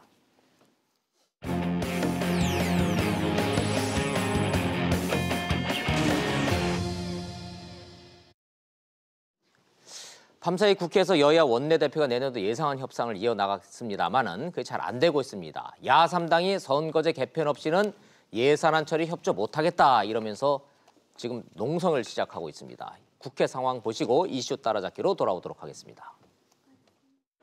국회 본회의장 앞에서 바른미래당과 민주평화당, 정의당 의원들이 농성을 벌입니다. 기득권 양당은 결단하라! 세 당 소속 의원들은 선거제 개편 없이는 예산안 처리에 협조하지 않겠다며 밤샘 농성을 벌였습니다. 더불어민주당 홍영표, 자유한국당 김성태, 바른미래당 김관영 원내대표는 어젯밤 10시부터 자정무렵까지 예산안 처리를 위한 협상에 나섰지만 합의점을 찾지 못했습니다. 남북 경협기금, 일자리 예산 등 5가지 쟁점 사안에 대해서도 이견을 좁히지 못했습니다. 국회 예산결산특별위원회에서 진행해온 예산 심사 결과에 대해 일부 교감을 이뤘지만 세부 항목별 이견은 여전합니다. 김성태, 김관영 원내대표는 회의 후 예산안의 감액 규모와 범위, 내용이 확정되지 않았다고 말했습니다. 여야는 내년 예산을 처리하기 위한 본회의 일정도 결정하지 못했습니다. 원내대표들은 오늘 오전 9시부터 다시 예산안 협상을 이어간다는 계획입니다. 하지만 3당의 이견이 여전하고 선거제 개편을 요구하는 야당의 농성이 계속돼 난항이 예상됩니다. 세상 돌아가는 소식 이슈 따라잡기 순서 돌아왔습니다. 오랜만에 반가운 얼굴 모셨습니다. 이수희 변호사님 나오셨어요. 어서 오십시오. 예, 안녕하세요. 안녕하십니까. 오랜만에 뵙습니다. 예. 그동안에 다른 활동하시느라고 방송을 좀 뜸하셨는데 좀 살이 빠져야 되는데 살이 쪄갖고 온 것 같은데. 그렇게 보세요. 오랜만에 나오시니까 좀 낯서신 모양이네. 예, 예, 시청자 여러분들 반가워하실 것 같습니다. 아유 감사합니다. 자, 지금 이제 방금 전에 이제 국회 소식 들려드렸는데 어쨌든 국민 입장에서 보면 좀 복장 터질 일이에요. 아니 근데 한 가지만 제 경험상 저 지난 한 30년 가까이 국회를 지켜봤는데 연말에 예산과 내년 후년에 치를 선거구제가 연계가 돼서 이렇게 이거 해주면 이거 안 해 못해 예산 처리 못해 이런 적이 있었어요? 그런 적은 저의 기억도 없는데. 없으시죠? 처음이죠. 예. 우리 기억이 맞다면. 예. 근데 그 이유가 예. 지금처럼 이렇게 원내 진출한 이 표현이 근데 군소정당, 예. 야당들이 많았던 적도 없었던 것 같아요. 그렇죠. 이게 다당제가 됐기 때문에 이런 예. 일이 벌어지는 거죠. 예, 그러면서 이제 연동형 비례대표제라고 하는 좀 실험적이죠. 예. 처음 해보는 선거제도에 대해서 그 야 3당이 또 이렇게 이해관계가 맞고 그러면서 그러면 오늘 오래간만에 나오셨고 또 지금 이제 화면에도 좀 나오고 그러니까 이번 기회에 짧게나마 시청자 여러분들한테 지금 왜 군소정당 3당이 저러는지 우리 한번 좀 따져보자고요. 처음에는 민주평화당 정동영 의원이 천막 치고서는 이제 농성 시작하면서 평화당이 이제 혼자 박지원 의원이 코치해 주셨나 보다 이렇게 시작을 했는데 정의당 가세했죠. 바른미래당 가세했죠. 야3당 지금 들어놓아 버렸잖아요.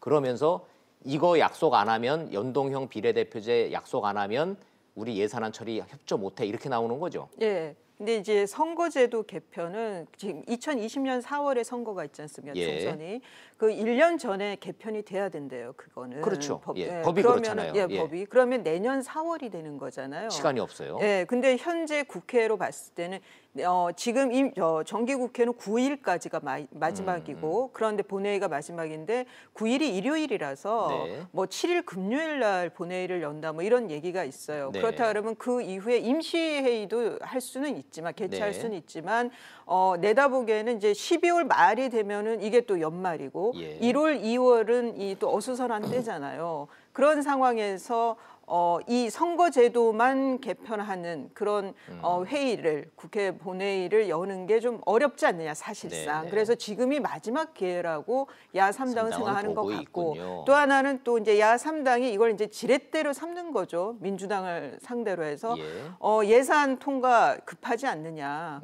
이 연동형 비례대표제만 받는다고 하면은 네. 우리가 그 여당의 손을 들어줄 수 있다라고 하는 이제 지렛대로 삼는 것은 지금 이제 민주당의 예산안에 대해서 그만큼 시급함을 느끼고 이제 조급함을 느끼는 거고 또 하나는 청와대 입장에서도 지금 뭐 일자리 예산이라든가 네. 남북 경합 기금이라든가 이런 것들을 이제 급하죠. 좀 빨리 좀 통과시켜 줬으면 좋겠으니까 네, 네. 그런 좀 아픈 구석들을 붙들고 야 3당이 지금 이 선거제도 개편을 빅딜에 예. 또 지렛대로 활용한다. 지렛대로 활용을 하는데 그 절박함은 야 3당의 예. 절박함은 2020년 4월 총선을 앞두고 내년부터 여의도의 지형이 바뀔 수도 있는 거잖아요. 예. 지금 뭐 바른미래당의 손학규 대표께서 아주 격앙된 목소리로 네. 한국당의 비대위원장에게 그 빼간다는 그런 뭐 말하지 마시라라고 아주 그냥 경고성. 그렇죠. 지금 야3당은 사활이 걸린 그쵸. 거죠. 이거 선거구제 이게 바뀌지 않으면 이대로 총선 치르면은 소멸되고 몇 석 못 건지고 전부 다 정말 말 그대로 군소정당으로 전락하다는 위기의식이 있는 거죠. 그렇죠. 그래서 오늘 얘기를 들어봤더니 오늘 아침 얘기를 들어봤더니 오늘 청와대 앞으로 몰려간다는데 그래서 문재인 대통령이 이제 비행기 타고 이제 막 내렸는데 네. 시차 때문에 막 졸리고 막 힘드실 텐데 머리 좀 아프시겠어요. 야3당 몰려와서 대통령 나와라 이래버리면 안 만날 수도 없고. 그래서 그 페이스북인가요? 기내에서 아마 저 문재인 대통령이 산적한 문제가 많다는 걸 잘 안다. 국내에서 기다리고 있는 문제가 많다는 거 안다. 오죽하면 문재인 대통령이 네. 기자들한테 국내 문제 질문하지 말라고 잘라요. 오죽하면. 그거는 썩 좋은 방식은 아니에요. 예, 뭐 좋은 방식은 아니, 뭐 이렇게 뭐 동의할 수는 없지만 그만큼 대통령도 좀 머리가 아픈 건데 제가 궁금한 거는 야3당은 이게 이 표가 자꾸 사표가 늘어서 자기네들 정당 지지가 제대로 반영이 안 되는 이른바 비례성이 확보가 안 된다면서 저러는 건 이해가 되겠는데 제일 궁금한 거 이 시점에서 민주당은 대선 공약이기도 했고 연동형 비례대표제 한다고 그랬잖아요. 예. 근데 왜 갑자기 태도가 바뀌어서 안 한다는 거예요? 그 이제 문재인 대통령도 공약 안에 있었죠. 대통령만 지금 하자는 거 아니에요? 오히려 미해찬 대표하고 지금 당에서 하나 하겠다는 거 아닙니까? 이제 개인적으로 그때 이제 문재인 대통령의 워딩이 개인적으로는 좋게 지지한다 뭐 이런 거였었어요. 네. 뭐 연동형 비례대표제. 그런데 지금 이 연동형 비례대표제도 지금 그 국회 내 정치개혁특위에서는 3가지 안을 지금 이제 그 의원들에게 배포를 했는데, 예, 아유 복잡해요. 그거 예, 들여다 이게 보면 뭐 소선구제도 있고 뭐 중선구제도 번역별제 뭐 저 정의당 같은 뭐 전국 단위 뭐 저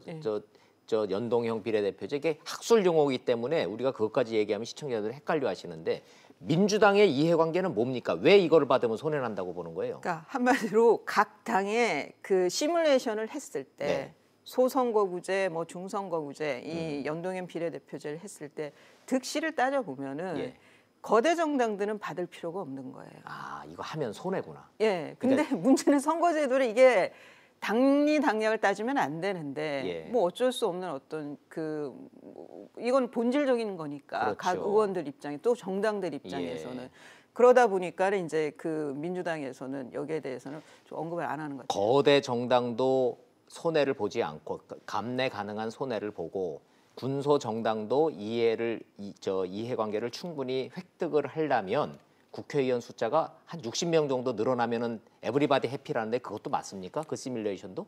그런 얘기가 있어요. 그게 이제 그러니까 그 시뮬레이션이 넣는 게 변수가 이 정당 지지율을 넣어야 되는 그렇죠. 거잖아요. 그 예. 변수 안에 그러니까 그 정당 지지율에 따라서 누가 득실이 나느냐.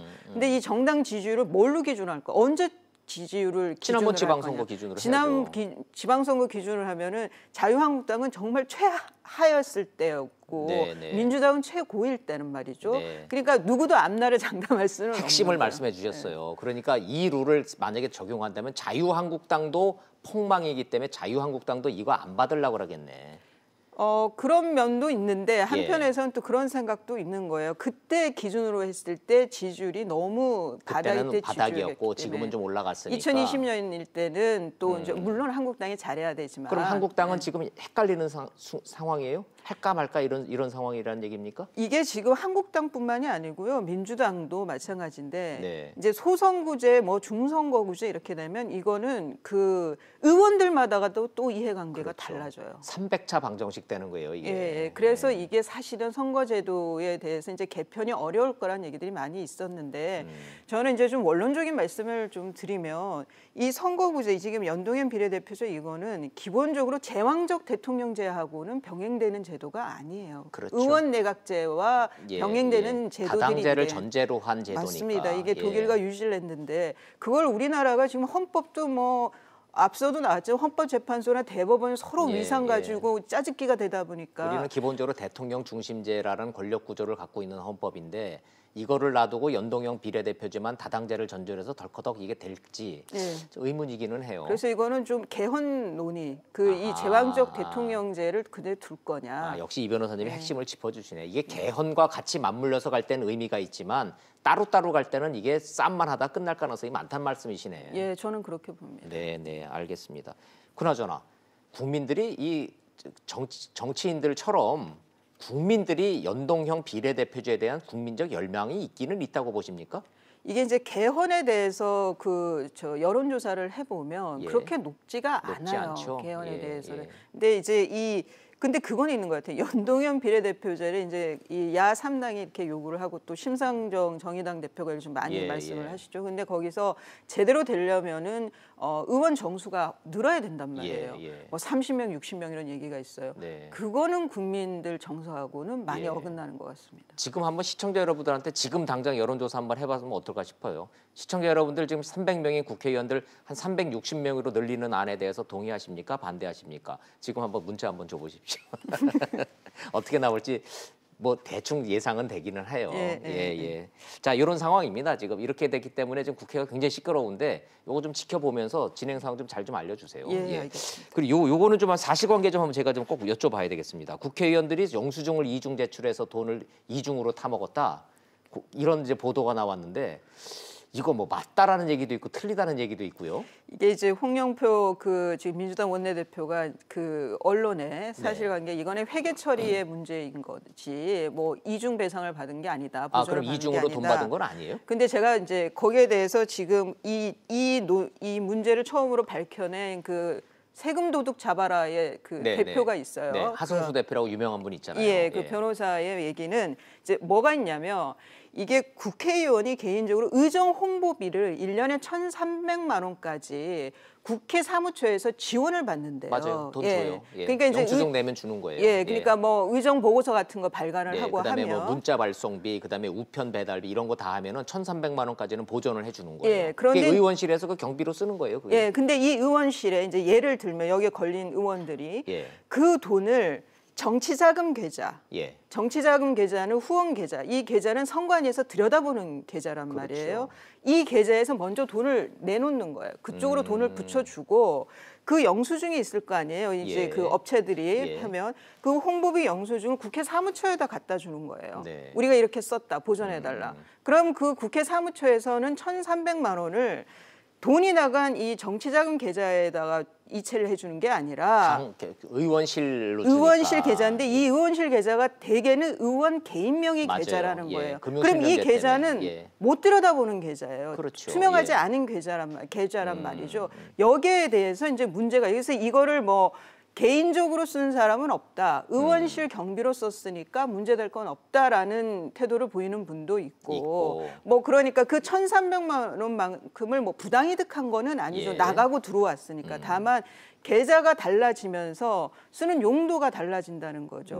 이거는 저는 그 투명성이라든가 그다음에 계좌 자체가 정치자금 계좌와 이 개인의 의원실 경비 계좌는 엄연히 다른 거기 때문에 이거를 가볍게 볼 일은 아니라고 생각이 들고 지금 걸린 분들이 26명인데요. 그렇죠. 제가 어제 이걸 보고 이제 몇 분한테 친한 분들한테 연락을 드렸더니 아주 엄격하게 처리한다고 얘기하더라고요. 근데 엄격하게 처리한다라는 게 그 이중으로 받았다고 의혹되는 그 돈을 사무처에다가 도로 반납을 한다는 얘기입니까? 아니면 본인의 정치자금 계좌로 옮겨놓은 걸 의미하는 겁니까? 그러니까 제대로 처리하는 사람들은 그거를 정치자금 계좌로 다시 받는다는 거죠. 예, 그럼 이 계좌에서 이 계좌로만 옮겨놓으면 그 문제될 건 없다라는 주장이잖아요. 근데 이제 항목을 그런 식으로 유용을 하고 하면은 그런 것은 그 원래 정치자금법의 취지와는 반하는 거죠. 예. 그러네요. 국회의원들의 정치자금이라는 건 결국 후원회에서 받은 돈인데 그건 정치자금 후원 계좌가 따로 있으니까 그거는 선관위에 신고를 해야 되고 그 돈은 그 용도로만 써야 되는데 거기다가 영수증 내놓고 그 영수증을 똑같이 사무처에다 내서 그냥 의원실 운영비로 또 받아 쓴다. 이 부분이 문제가 된 거군요. 지금. 그렇다고 돈이 이중으로 받은 거는 아니니까. 그건 아닌데. 여기서 1,000원 받고 여기서 1,000원 받은 거는 아니기 때문에 그렇게까지 비난받을 거는 아니다 싶지만 돈을 왼쪽 주머니, 오른쪽 주머니를 섞어 쓰는 거는 문제가 되겠네요. 그래서 그 세금 도둑 잡아라 그 하 대표는 이게 일종의 비자금 형성 아니냐. 그렇게도 비유를 하시더라고요. 그러게요. 예, 한번 좀 봐야 되겠네요. 예. 자, 이제 마지막으로 저 광주형 일자리 어제 타결됐다고 보도가 나왔는데요. 사실관계 하나만 좀 여쭤보겠습니다. 법적으로 이게 타결된 겁니까, 실제로? 아니요, 이게 이제 그 계획에 따르면은 그 광주시의 노사민정협의회라고 예. 해서 거기에서 최종 추인이 돼야만 돼야지 법적으로 돼야만 되는데. 마침표가 되는데. 예, 그런데 이제 그 이 시 협상단에게 그 지역 그 노조에서 노동계에서 정권을 위임했대요, 협상 권한을. 그런 가운데에서 이제 문제가 된 게 이 그 협약 안에 그 뭐랄까 이제 단체 협약, 네. 그러니까 임금 협상을 위한 협약을 뭐 35대 누적 생산 대수 35만 대까지는 단체 협약이 없는 걸로 네, 하는 아예 안 하겠다 이렇게 된 거죠. 그런 예. 조항이 들어가면서 지역 노동계에서 이제 반발을 그게 하는 독소 조항이다. 그래서 반발이 있어서 최종적으로 추인이 안 됐으면 법적으로는 아직은 아니란 얘기네요. 근데 이제 정권을 위임한 상황에서 그래서 지금 예상되는 것이 이제 막판이 완전히 틀어질 수도 있고 네. 아니면은 그 정권을 위임받은 그 시 협상단에서 추인을 하면 그대로 이제 발효가 될 수도 알겠습니다. 있고. 예, 내일은 저희가 1시간 정도 해서 이 광주형 일자리에 대해서 좀 그 토론을 해볼 예정이라 궁금해서 좀 여쭤봤습니다. 오늘 저는 뭐 이것도 좀 실험적인 거죠. 네네, 이게. 잘 좀 지켜봐 주세요. 예, 예, 예. 오늘 하여튼 나와주셔서 이제 첫 시간 감사합니다. 자주 좀 나와주십시오. 편하게 해주셔서 감사합니다. 고맙습니다.